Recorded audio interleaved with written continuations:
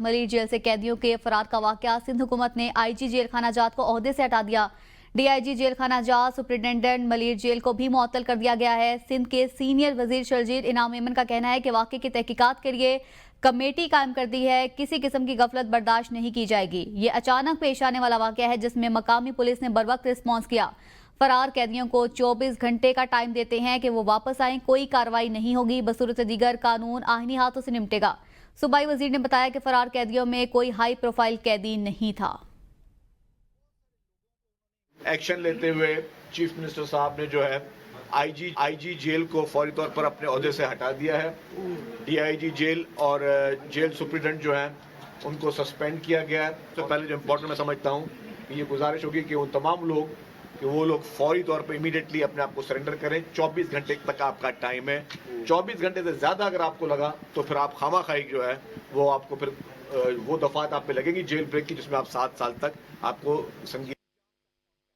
Karachi Malir jail से कैदियों का फरार, इब्तदाई रिपोर्ट तैयार। आईजी जेल खाना जात को रिपोर्ट अरसाल कर दी गई है। ये report superintendent district jail Malir ने तैयार की है। रिपोर्ट के मुताबिक रात 12:05 पर कैदी जल्जलों से खौफजदा होकर शोर शराबा करने लगे। बातचीत के जरिए कैदियों को समझाने की कोशिश की, लेकिन कैदियों ने साथियों के उकसाने पर सर्कल नंबर 4 के दरवाजे और सलाखें तोड़ दी। कैदियों ने सर्कल नंबर 2 और 5 के कई बैरक्स के ताले तोड़ डाले। हजारों की तादाद में कैदी ऑफिस ब्लॉक, अस्पताल, कमरा मुलाकात की तरफ कैदियों ने धावा बोल दिया। मामूली जल्जले के बाइस कैदियों को बाहर निकालना गलत फैसला था। मलिर जेल से कैदियों के फरार के वाक़े पर मुकम्मल तहकीकात के बाद जिम्मेदारान के खिलाफ कार्रवाई करेंगे। वज़ीर आला सिंध मुराद अली शाह का तकरीब से खिताब, कहा मेरी इत्तला के मुताबिक फरार होने वाले कैदी मामूली जराइम में मुलविस थे, लेकिन जेल तोड़ने का वाक़या दहशतगर्दी है। अगर कैदी रजाकाराना तौर पर वापस नहीं आते तो उन्हें गिरफ्तार करके मुतल्लिका दफात के तहत कार्रवाई करेंगे। कराची में जल्जले से मुतल्लिका जल्जला बीमा मरकज के साथ राबते में है। बजट से मुतल्लिक गुफ्तगू करते हुए उन्होंने कहा कि 13 जून को बजट पेश करेंगे, विफाक से अपना हक मांगेंगे। हम किसी इदारे की निजकारी के बजाय पब्लिक प्राइवेट पार्टनरशिप के तहत चलने के हक में हैं। कैदियों को बाहर निकाला गया, ये गलत फैसला था और जरूर इस पर सजा मिलेगी उन लोगों को जिन्होंने ये फैसला किया। प्री शॉक्स आते हैं बिफोर अ लार्ज अर्थक्वेक, वो डर है। मैंने साइस्मोलॉजिस्ट से बात की हुई और हम उसको फॉलो की तो तहकीकात भी होंगी, जिनको सज़ा मिलनी है उनको सज़ा भी मिलेगी।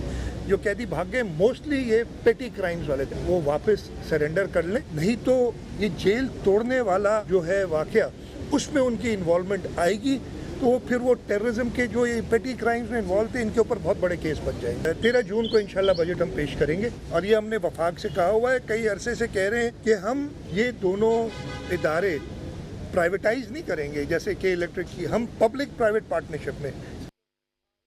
तो वहीं मलिर जेल से फरार कैदी की मां ने जिम्मेदारी की मिसाल कायम कर दी। मफरूर बेटे को खुद जेल वापस लाकर हुकाम के हवाले कर दिया। कैदी लड़के की वालिदा पुलिस एहलकारों के सामने हाथ जोड़कर इल्तिजा करती रही कि मेरे बेटे से गलती हुई, खुद इसे आपके पास लेकर आई हूँ, मेहरबानी करना और इसे कुछ मत कहना। वाकये के बाद सोशल मीडिया पर इस मां के किरदार को भरपूर सराहा जा रहा है। शहरियों ने तबसरों में कहा कि ऐसी माएँ मुआशरे का वकार हैं और ईमानदारी की रोशन मिसाल हैं। मैं उनकी माँ हूँ भाईजान। उसने बोला कि ज़िंदले के वजह से पूरा छत गिर गया है, हम लोग वहाँ से बहुत कैदी रिहा भाग गए। कोई दीवार से आया, कोई गेट से आया, मेरा बेटा गेट से आया, मेन गेट से पैदल पैदल मेरे घर तक पहुँचा रात के 3 बजे। वहाँ आया, बोलता है अम्मा ज़िंदले के वजह से बहुत लोगों का हादसा हुआ है, कितने बंदे ज़ख्मी हुए, कितने बंदों को गोली लगाए। हम डर के मारे वहाँ से आए, हम दोबारा नहीं जाएंगे। हमने ज़बरदस्ती अपने बेटे को ले आए, पुलिस के हवाले जहाँ से आया वहीं हमने पहुँचाया। हमारे पास तो कराया भी नहीं, हम इसको मुलाकात में भी नहीं आए। 6 महीने हो गए। पुलिस के हवाले जहाँ से आया था वहीं से हमने पहुँचाया। हमें भी इससे मिलने नहीं गए क्योंकि हमारे पास कराया नहीं, हम मजबूर, हम गरीब है। हमने वही आधी रात को फिर से पैदल पैदल लेकर आए हैं, इसीलिए तो इतना टाइम हो गया। कराया होता जैसा आता वैसे ही पहुँचा था। कराची से ही अपडेट करेंगे, जहां इतवार से अब तक 21 बार जल्जले के झटके महसूस किए गए हैं। Early tsunami warning cell Karachi ने इस हवाले से आदादोशुमार भी जारी कर दिए हैं। सबसे ज्यादा शिद्दत का जल्जला 3.6 मैग्नीट्यूड का रिकॉर्ड किया गया है। सबसे कम शिद्दत का जल्जला 2.1 मैग्नीट्यूड का रिकॉर्ड हुआ। जल्जले के 11 झटके जिला मलीर में रिकॉर्ड हुए, जबकि दीगर जल्जले के झटके कोरंगी के जनूब मगरबी हिस्से और डीएचए के शुमाल मशरकी हिस्से में महसूस किए गए हैं। शहर कायद में 1 जून से अब तक 21 जल्जले आए हैं। शहरियों में खौफ व हिरास फैल गया। आखिर जल्जले आते क्यों हैं और कैसे, इस हवाले से रिपोर्ट देखिए।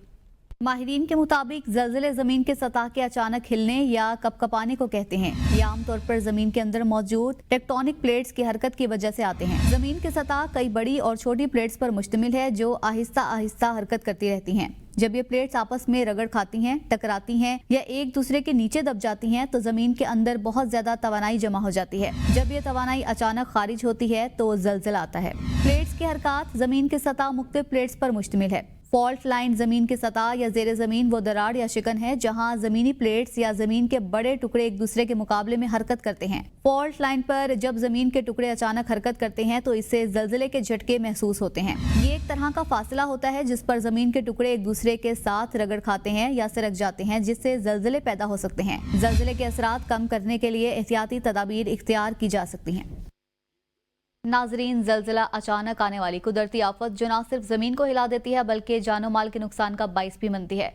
लेकिन अगर हम चंद एहतियाती तदाबीर पर अमल करें तो बहुत सी कीमती जानें बचाई जा सकती हैं। ज़लज़ला आए तो खुद को कैसे महफूज रखें, तफसीलात इस रिपोर्ट में देखिए। शहर कायद में इतवार की रात और पीर के रोज वक्फे से मुतादिद बार ज़लज़ले के झटके रिकॉर्ड किए गए जिसने शहर के वासियों को बार बार घरों से निकलने पर मजबूर किया। सबसे ज्यादा शिद्दत का ज़लज़ला 3.6 मैग्नीट्यूड का रिकॉर्ड किया गया। चीफ मेट्रोलॉजिस्ट अमीर लगारी कहते हैं कि कराची में फॉल्ट लाइन फॉल हो गई। लांडी की फॉल्ट लाइन में एनर्जी जमा हो रही है। मजीद ज़लज़लों का खदशा है, शहरी अलर्ट रहें। माहिरीन का कहना है कि अगर आपको महसूस हो कि ज़लज़ला शदीद है तो घबराएं नहीं। फौरी तौर पर खुद को महफूज बनाने के लिए ड्रॉप, कवर और होल्ड ऑन के उसूलों पर अमल करना चाहिए। घुटनों के बल बैठें, किसी मजबूत मेज या फर्नीचर के नीचे पनाह लें और इसे मजबूती से पकड़कर वहां रुके रहें जब तक झटके बंद ना हो जाएं। ज़लज़ले के वक्त गुंजानाबाद इलाकों और फ्लैट से बाहर निकलना मुश्किल होता है। ज़लज़ले के दौरान लिफ्ट का इस्तेमाल ना करें। मुमकिन हो तो सीढ़ियों के जरिए बाहर निकलकर खुली जगह पर चले जाएं। इमारत में दरवाजे की चौखट या सीढ़ियों के महफूज हिस्से में चले जाएं। मुमकिन हो तो इमारत से निकलकर खुली जगह पर जाएं ताकि कोई मलबा आप पर ना गिरे। जो लोग बाहर मौजूद होते हैं वो इमारतों, दरख्तों और बिजली की लाइन से दूर किसी खुली जगह पर चले जाएं। समुंदर के करीब या साहिल के नजदीक रहने वालों को ज़लज़ले के रुकने के बाद सुनामी की वार्निंग की सूरत में ऊंची जगहों पर जाना चाहिए। ज़लज़ले से मुतासरा इलाके में बिजली और गैस की सप्लाई बंद कर दें ताकि किसी और हादसे से बचा जा सके। अगर आप किसी ऐसी इमारत में हैं जिसे नुकसान पहुंचा है या वो पहले से काफी कमजोर है तो फौरन वहां से बाहर निकलें और दोबारा मत जाएं। ज़लज़ला एक कुदरती आफत है मगर इससे होने वाले नुकसान को कम किया जा सकता है। टिकटॉकर सना यूसुफ को दोस्ती की पेशकश ठुकराने पर कत्ल किया गया। कातिल ने मुस्तरद होने की रंजिश पर 17 साल सना यूसुफ को कत्ल कर दिया। आईजी इस्लामाबाद अली नासिर रिजवी का कहना है कि सना यूसुफ को 2 गोलियां मारी गई। टिकटॉकर सना यूसुफ के कातिल का सुराग लगाना हमारे लिए बहुत बड़ा चैलेंज था। पहले मुलजिम की शनाख्त नहीं हो पा रही थी। हर कोई जवाब मांग रहा था कि सना यूसुफ की आवाज़ को क्यों दबाया गया। ये केस हमारे लिए बहुत बड़ा चैलेंज था। 7 टीमें इस केस पर तश्कील दी गई। कत्ल केस पर 113 सीसीटीवी कैमरों से मदद ली गई है। टीमों ने सेलुलर टेक्नोलॉजी समेत मुख्तलिफ टेक्नोलॉजी पर काम किया। 300 फोन कॉल्स को एनालाइज किया गया। मुलजिम सना यूसुफ का मोबाइल अपने साथ ले गया। मुलजिम को कानून के मुताबिक सजा दी जाएगी। सना यूसुफ को 2 फायर घर के अंदर मारे गए जिससे वो जख्मी हुई और वो अनफॉर्चुनेटली जांबार नहीं हो सकी। लॉ एनफोर्समेंट एजेंसीज के लिए, इस्लामाबाद पुलिस के लिए एक बहुत बड़ा चैलेंज था मुलजिम को कानून के कटहरे में लाया जाए। लेकिन सबसे पहले क्योंकि मुलजिम की उसकी शनाख्त नहीं हो पा रही थी, 7 टीमों को बनाया गया और उन टीमों ने सेलुलर टेक्नोलॉजी पे काम किया। इस कत्ल को ट्रेस करने के लिए 113 कैमरास ऐसे थे जिनकी वीडियो फुटेज ली गई, सेलुलर टेक्नोलॉजी यूज की गई। 300 से ज्यादा कॉल डिटेल्स को एनालाइज किया गया। उनका मोबाइल फोन जो है आईफोन वो वहां पर मौजूद नहीं था और उस मोबाइल फोन को कातिल ने, उस अक्यूज्ड ने इस वजह से वहां पे गायब किया ताकि उससे मजीद कोई ट्रेस ना मिले। इसी पर मजीद आपको अपडेट करेंगे। G13 में टिकटॉकर सना यूसुफ के कत्ल का मामला। इस्लामाबाद थाना सुंबल पुलिस ने टिकटॉकर खातून के कत्ल में मुबैना मुलजिम को गिरफ्तार कर लिया। सीसीटीवी में मुबैना कातिल को देखा जा सकता है। सीसीटीवी में मुलजिम कम उम्र दिखाई देता है। मुलजिम काली टी शर्ट जेबतन किए हुए है। मुलजिम शाम 5:09 में G13 से फरार होते देखा जा सकता है। District and session court Islamabad में टिकटॉकर सना यूसुफ के मुबैना कातिल की गिरफ्तारी का मामला पुलिस की जानिब से मुलजिम को 24 घंटों के अंदर अदालत में पेश किया जाएगा। ज़राए के मुताबिक मुलजिम उमर हयात को सिविल जज हफीज़ अहमद की अदालत में पेश किया जाएगा। पुलिस की जानिब से तफ्तीश के लिए मुलजिम के जिस्मानी रिमांड की इस्तदा की जाएगी। इसी पर मजीद बात करेंगे अपने नुमाइंदे ऑन रजा से। ऑन बताइएगा, मुलजिम को पेश किए जाने का इम्कान है?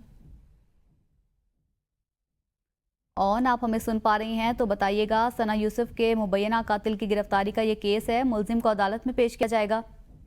हाँ जी बिल्कुल, देखिए ये district and session court Islamabad में टिकटॉकर सना यूसुफ के मुबैना कातिल की गिरफ्तारी का मामला जो है, इस पर पुलिस की जानिब से मुलजिम को 24 घंटों के अंदर अदालत में पेश किया जाएगा और मुलजिम उमर हयात को सिविल जज हफीज अहमद की अदालत में पेश किया जाएगा। ज़राए के मुताबिक पुलिस की जानिब से तफ्तीश के लिए मुलजिम के जिस्मानी रिमांड की जो है इस्तदा की जाएगी और उसके बाद अदालत दलाइल और पुलिस की इब्तदाई तफ्तीश के मद्देनजर रखते हुए जिस्मानी रिमांड का फैसला करेगी। जी ठीक है, और रजा तफसीलात बता रहे थे, बहुत शुक्रिया। और अब दीगर खबरें शामिल करेंगे। वज़ीर आला पंजाब मरीम नवाज शरीफ की ज़ेर सदारत सूबाई काबीना का 26वां इजलास, 101 एजेंडा पॉइंट्स पेश किए गए हैं। आवाम को रिलीफ के लिए वज़ीर आला पंजाब मरीम नवाज शरीफ का अहम फैसला सामने आया है। बिजली के बिल्स में कमी के लिए पावर टैरिफ कम करने का ऐलान।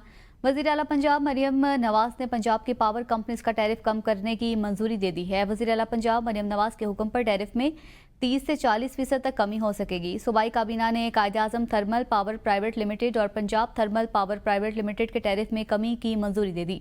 मरीम नवाज ने कहा कि लोग पाकिस्तान मुस्लिम लीग नून पर एतमाद करते हैं, हम जो कहते हैं करके दिखाते हैं। सूबाई काबीना के इजलास में संबड़ियाल का ज़िमनी इलेक्शन जीतने पर मुबारकबाद भी पेश की गई।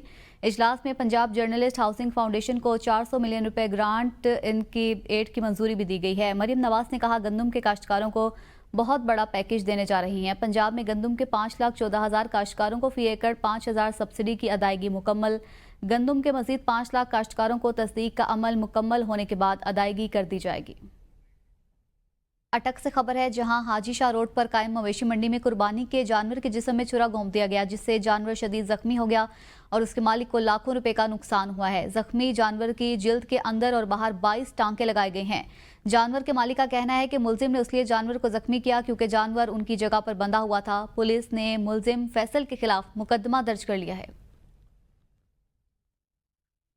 आगे बढ़ेंगे, आपको बताएं, विफाकी बजट पेश करने की तैयारियां मुकम्मल। कौमी असम्बली और सेनेट का इजलास 10 जून को तलब कर लिया गया। सदर मुमलिकत ने दोनों ऐवानों के इजलास 10 जून बरोज़ मंगल को तलब किए हैं। सेनेट में भी 10 जून को बजट की कॉपीज टेबल की जाएंगी, जबकि कौमी असम्बली का इजलास 10 जून शाम 5 बजे होगा और सेनेट का इजलास 10 जून शाम 6 बजे होगा। आपको बताएं, बजट की तैयारियां मुकम्मल कर ली गई हैं। इस हवाले से कौमी असम्बली और सेनेट का इजलास 10 जून को तलब कर लिया गया है। और नाजरीन, ईद उल अज़हा से कबल मवेशी मंडियों में आप जाएं तो आपको कुछ मुनफरिद जानवर भी देखने को मिलेंगे, जो नाज़ो नखरों और शौक से पले देखने वालों को अपनी तरफ मुतवज्जे करते हैं। लेकिन इन जानवरों की कीमतें भी खरीदारों के लिए अनोखी ही होती हैं। मंडी की सूरत हाल बता रही हैं रावलपिंडी से हमारे नुमाइंदे अनवार अब्बासी। जी, इस वक्त मैं मौजूद में और यहाँ पर सुन्नत इब्राहिमी की अदायगी के लिए लोग यहाँ पर आ रहे हैं। बेशतर जो शहरी यहाँ पर आ रहे हैं वो कीमतें सुनकर यहीं से वापस जा रहे हैं। चूंकि रावलपिंडी में जो सबसे बड़ी जो मंडी लगी है वो बाटा चौक में लगी है, लेकिन यहाँ पर शक्रियाल में भी इस वक्त एक मंडी जारी है। यहाँ पर मुख्तलिफ जो जानवर लाए जाते हैं, मुख्तलिफ उनके नाम भी रखे जाते हैं। कुछ ऐसे जानवर भी होते हैं जो बड़े शौक से मालकान की जानब से पाले जाते हैं, फिर उसी तरह उनकी कीमतें भी यहाँ पे तलब की जाती हैं। ज़ाहिर सुन्नत इब्राहिमी एक जज्बे का नाम है और जो लोग इस्तात रखते हैं तो वो ऐसे खूबसूरत जानवर खरीदने में भी ज्यादा गहरी दिलचस्पी लेते हैं। ऐसा ही एक जानवर जो शेर खान मेरे साथ यहाँ पर एक बकरा मौजूद है और यहाँ इसका ये बताया जा रहा है कि 2 मन से ज्यादा इसका वजन है और काफी खूबसूरत बड़ा, काफी साख में भी काफी ये बड़ा है, वजन में भी काफी है। नाम क्या है इसका? शेर खान। और इसकी डिमांड क्या है? 2,30,000। 2,30,000। तकरीबन इसका वजन कितना होगा? 2 मन। आप देख सकते हैं बड़ी सजाया भी इसे गया है और यकीनन मालकान जो पूरा साल मेहनत करते हैं तो उसके बाद यहाँ पे अपनी जो आस्किंग रेट होते हैं इसके जो 2,30,000 मांगा जा रहा है। अब देखना यह है कि कोई 2,30,000 में ये बकरा खरीदेगा या इसकी बनिस्बत बैल खरीदना